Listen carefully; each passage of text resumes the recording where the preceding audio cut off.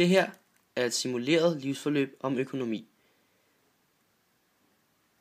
Det er lavet af Magnus Ram. Her ses en indholdsfortegnelse, hvor man kan se, at jeg vil præsentere 5 faser. Den første fase handler om præsentation og nogle spørgsmål. Fase 2 handler om uddannelse. I fase 3 er man blevet færdiguddannet. I fase 4 arbejdsløs. Og i fase 5 går man på pension. Første fase, præsentationen. På billedet ses Magnus. Han er 16 år gammel. Han spiller fodbold, badminton og har et fritidsjob. Han bor i Ejby og går i 9. klasse. Magnus, han kunne rigtig godt tænke sig en PlayStation 4. Hvordan kan Magnus få fat i den her PlayStation 4? Magnus spørger sine forældre, om de vil give ham penge til, at han kan gå ud og købe sig den her PlayStation. Det ved de ikke, så han må arbejde for at få sine penge. Magnus vil gerne have sin PlayStation billigst muligt, så han går ind og ser, hvad den koster hos Elgiganten. Hos Elgiganten synes Magnus, den er for dyr. Hvis Magnus vil have den billigere, så må han vente til den har været på markedet et stykke tid, så prisen er faldet, eller han kan købe sin PlayStation i udlandet, hvor den er billigere. Magnus får stillet et spørgsmål, der hedder: hvilke aspekter udgør en vares pris? En vares pris afhænger af udbud og efterspørgsel, om der er lidt eller meget af tingen. Hvis vi siger, at vi har én fodbold, og det er den eneste, der er i verden, så vil den være meget dyr. Men hvis vi har rigtig mange fodbolde, så er de ikke så dyre, fordi der er mange af dem. Virker alle økonomier på den måde? Nej, det er ikke alle økonomier, der virker sådan her. Nogle steder bruger man planøkonomi, hvorimod det er markedsøkonomien, som bruger udbud og efterspørgsel. I planøkonomien gør man det sådan, at de fattige får tildelt noget hjælp, sådan at der ikke er så stor forskel på rig og fattig. I fase 2, der skal Magnus under uddannelse. Magnus han bor i Danmark, så han får gratis uddannelse. Han vælger at tage på et gymnasie, og samtidig har han sit fritidsjob, så han kan leve, mens han studerer. Magnus har et frikort, som gør, at han på de første 34.000 kroner ikke behøver at betale skat. Efter han har overtrukket de 34.000 kroner, så skal han betale skat af de sidst tjente penge. Magnus venter med at få sin SU, fordi han regner med at være i uddannelsessystemet i lang tid.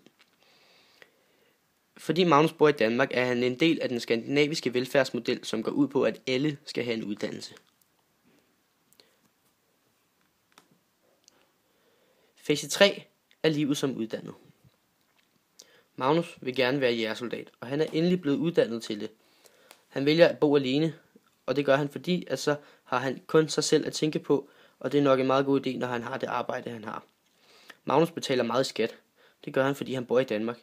Og i Danmark, der betaler man meget skat, fordi at vi ved at betale høj skat, kan vi komme gratis på hospitalet.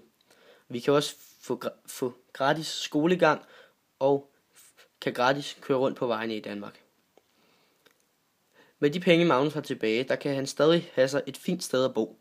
Han mangler ikke noget, og han behøver heller ikke have noget større. Hvis der er flere penge tilbage, så bruger han dem på mad, og sådan så han kan leve. Han sparer penge op, og han har det sjovt. Magnus vil gerne have flere penge, men hvis han skal have flere penge, så skal han betale mindre i skat. Og hvis han skal betale mindre i skat, så skal han selv betale for at gå i skole og på hospitalet og køre på de danske veje, så prisen vil nok nogenlunde være den samme. Videre på fase 3.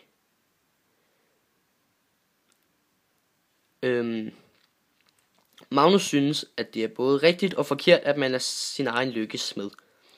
Magnus synes, at det er rigtigt på den måde, at man skal selv sørge for, at man passer sin skole, og at man yder sit bedste, mens man er der. Men hvis man bliver svigtet af uddannelsessystemet, og det ikke bliver opdaget, at man for eksempel er ordblind, så er det ikke ens egen skyld, at man fejler. I fase 4, der er Magnus blevet arbejdsløs. Han er nu 45 år gammel og har lang tid tilbage af sit liv, men han har altså fået en fyreseddel. Magnus har mange færre penge at leve for, fordi han jo ikke har noget arbejde til at tjene sine penge. Derfor må han finde sig et billigere sted at bo. Magnus vælger at tikke efter penge på gaden, men det går ikke så godt, så han har stadig ikke specielt mange penge at leve for. Mens Magnus er i den her krise, der synes han, at Danmark skal føre en politik, hvor man har billige fødevarer, og en politik, hvor næsten alle bliver lige betalt, så der ikke er specielt stor forskel på rig og fattig. I fase 5, der er Magnus blevet pensionist, og det er han som 70-årig. Men fordi Magnus har været arbejdsløs så mange år, som han har, så har han ikke specielt mange penge at leve for. Så han er svært ved at klare sig, fordi han ikke har sin pension.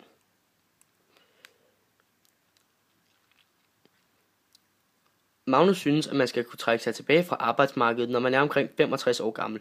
Men det kommer selvfølgelig an på, hvilket erhverv man har arbejdet i. Hvis man har arbejdet i et erhverv, som er meget hårdt fysisk, så skal man have lov til at kunne trække sig tilbage tidligere.